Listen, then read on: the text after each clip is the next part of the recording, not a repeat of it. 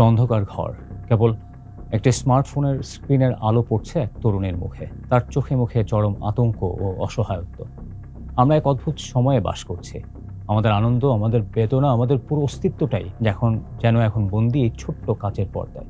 কিন্তু এই আলোকোজ্জ্বল ডিজিটাল পৃথিবীর ঠিক পেছনেই ডালপালা মেলছে এক নিকষ অন্ধকার। অনলাইন ভিত্তিক ব্ল্যাকমেইলিং রূপ নিয়েছে এক অত্যন্ত সুসংগঠিত এবং চতুর ডিজিটাল নেটওয়ার্কে। একটা সময় ছিল যখন সাইবার অপরাধ বলতে আমরা বুঝতাম শুধু সাধারণ মানুষের ব্যক্তিগত ছবি কিংবা ভিডিও ছড়িয়ে দেওয়ার হুমকি দিয়ে অর্থ আদায় করা। এখনও নারীরাই এই অপরাধের সবচেয়ে বড় শিকার। কিন্তু সম্প্রতি এই অপরাধের গতি প্রকৃতি বদলে গেছে। এর বিস্তার এখন সাধারণ মানুষের গণ্ডি পেরিয়ে পৌঁছে গেছে রাজনীতি, দেশের নামকরা বিশ্ববিদ্যালয় এবং খোদ ক্ষমতার বলয় পর্যন্ত। ঢাকা বিশ্ববিদ্যালয় সহ দেশের শীর্ষস্থানীয় উচ্চশিক্ষা প্রতিষ্ঠানগুলো এখন এই ডিজিটাল কারসাজির প্রধান চারণভূমি হয়ে উঠেছে।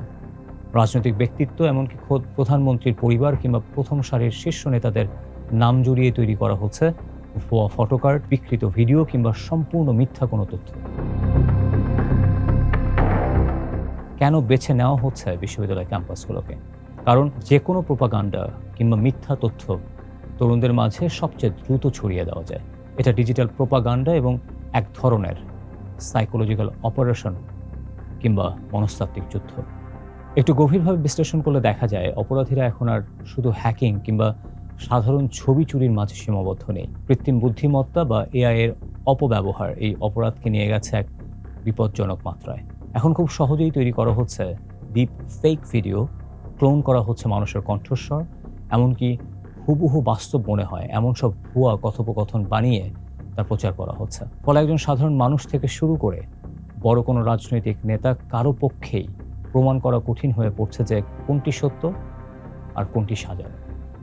এই চক্রগুলোর কাজের ধরনও বেশ অভিনব। প্রথমে কোনো একটি ভুয়া ফটোকার্ড কিংবা ভিডিও ছোট্ট একটি গোপন গ্রুপে ছাড়া হয়, এরপর একই সাথে একাধিক ফেক কিংবা ক্লোন আইডি সক্রিয় হয়ে ওঠে সেই তথ্যটিকে ভাইরাল করবার জন্য।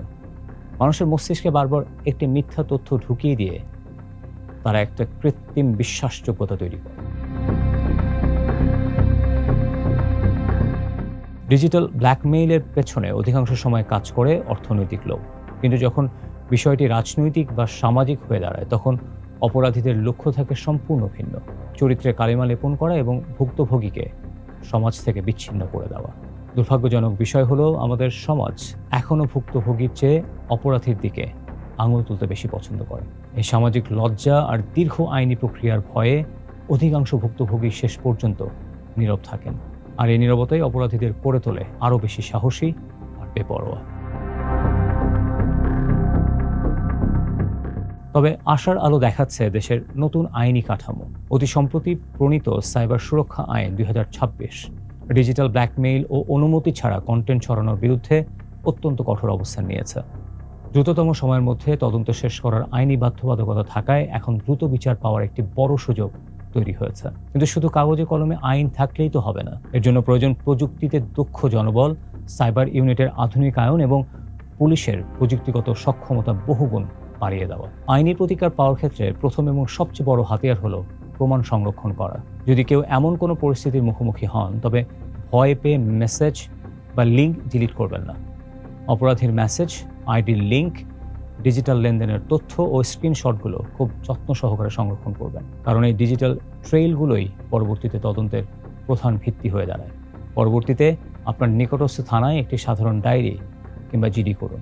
এছাড়া ঢাকা মহানগর পুলিশের সাইবার সাপোর্ট সেন্টার, ডিবির সাইবার ইউনিট কিংবা সিআইডির বিশেষ শাখায় সরাসরি যোগাযোগ করতে পারেন। মনে রাখবেন, চুপ থাকা মানে অপরাধীকে আরও বড় অপরাধ করার লাইসেন্স দিয়ে দেওয়া। আইন শুধু অপরাধীকে শাস্তি দেওয়ার জন্য নয়, আইন হলো এই বার্তা দেওয়ার জন্য যে ডিজিটাল স্পেস কোনো অরাজকতার জায়গা নয়। এখানে আপনি যা খুশি তাই করে পার পেয়ে যেতে পারবেন না।